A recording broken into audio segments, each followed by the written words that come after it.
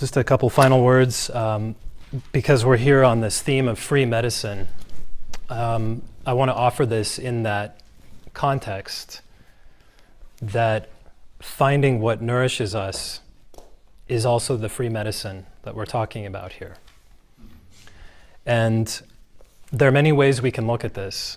In my work, we sometimes refer to the many small steps of daily practice, of self-care.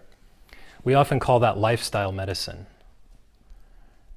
And for me, lifestyle is simply all the things you do each and every day added up over time. So if we can imagine the wonder of that we actually are building something at every moment, in a sense. And what we do with each of those moments gives a shape to our whole being at some point. So if we can draw our awareness to those individual moments and ask ourselves, what nourishes me? What is this nourishment? Does this nourish me? Throughout the day. It doesn't have to be just food, but food certainly matters. I have to say that. Food absolutely matters.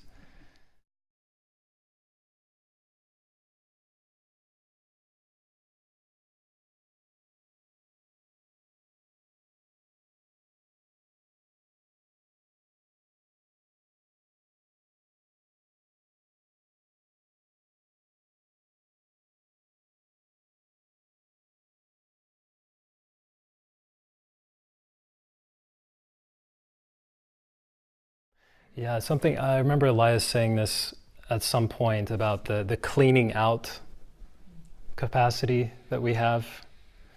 And I don't know if that rings any bells for you, but I'm just thinking about this notion of we do these daily practices, and if we're not responding to what's happening, they kind of fall flat, you know, and so we need whatever we're doing to be living. It needs to be a live nourishment, not technical nourishment.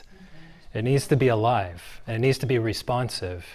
And by responding to what is before us, even if we don't want that at that particular time, we don't always like what we need or what nourishes us at that moment. It could be painful, it could be devastating, and still nourishing.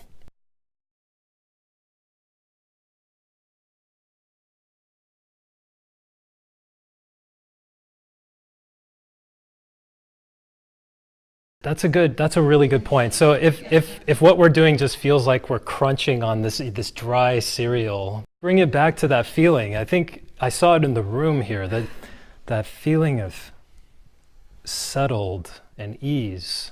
I mean, that's how we know that we're coming to balance.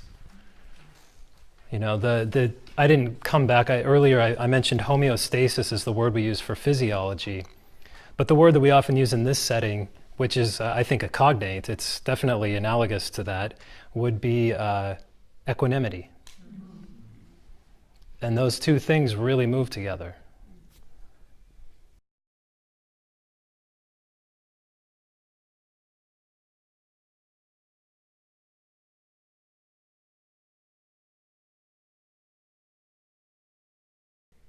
It ripples. It's like that pebble in the still pond. And you drop it and it ripples, it touches everything. And all of the little things matter.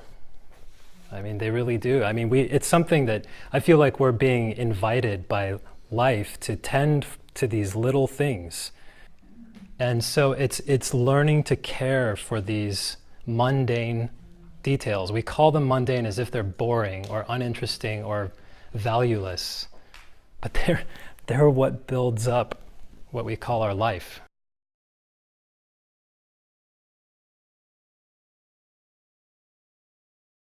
Maybe I wasn't really thinking. I think I do this all the time, actually. But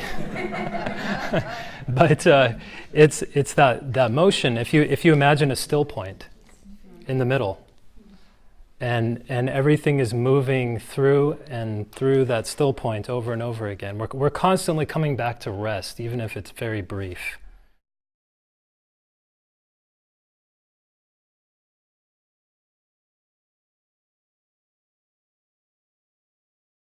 This is where contrasting fulfillment and nourishment, I think, is helpful.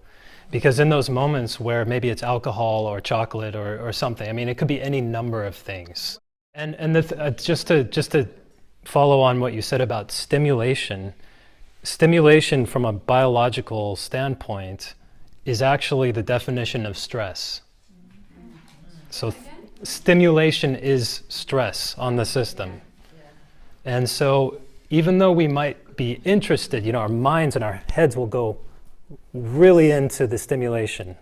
It's very exciting. It's like, Inaya Khan says, it's in one of the bowl of sake, I don't remember which one, but he writes this long piece about how the mind loves a puzzle.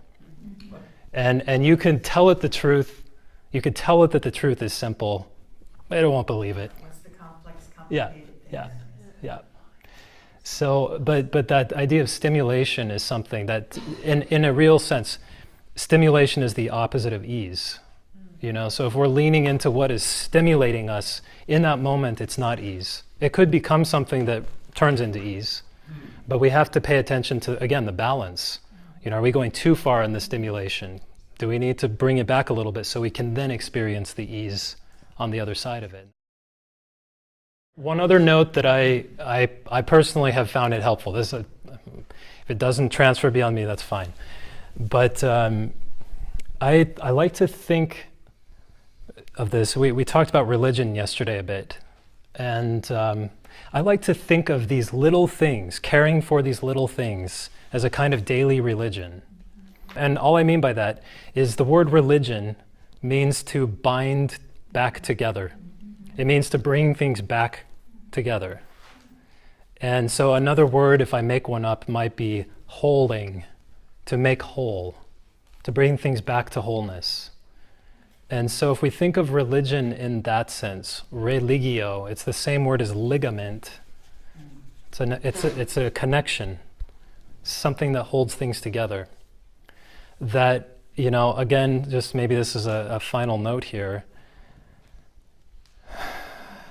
Another Japanese Zen saying, which I have variously seen described as a description of the path to enlightenment, and I've also seen it described as the definition of religion, and it's very simple.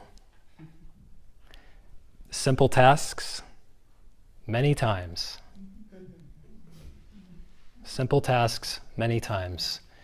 And so that's all I'm talking about when I say daily religion. And in a sense, it's also making your life sacred enough and accepting it as sacred enough to take that level of care of the so-called mundane details. And that's all I've got for now. So.